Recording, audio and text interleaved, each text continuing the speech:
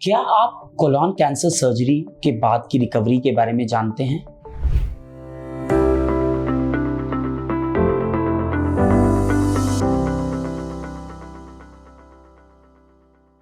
नमस्कार, आज मैं डॉक्टर विवेक मंगला, डायरेक्टर जीआई और HPB onco surgery, max hospital Vaishali, Patparganj, Delhi, आपको कोलॉन कैंसर की सर्जरी के बाद की रिकवरी के बारे में बताऊंगा।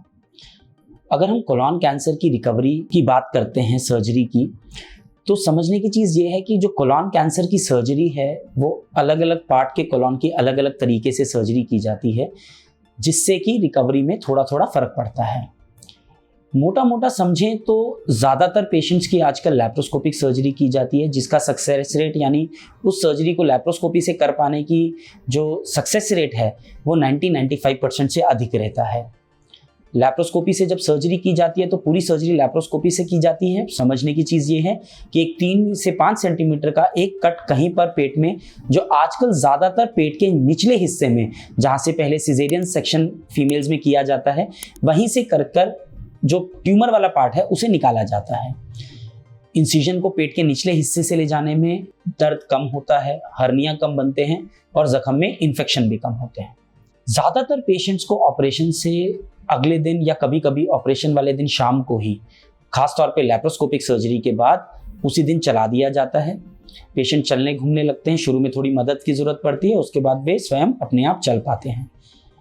शुरुआत में नाक में एक ट्यूब रहती है, ज़्यादातर पेशेंट्स में उसको सर्जरी से अगले दिन निकालकर मुंह से पानी थोड़ा थोड़ा पिलाना शुरू कर दिया जाता है और पेशेंट की जो डाइट की टॉलरेंस होती है उसके हिसाब से धीरे धीरे खाना पीना अलाउ कर दिया जाता है।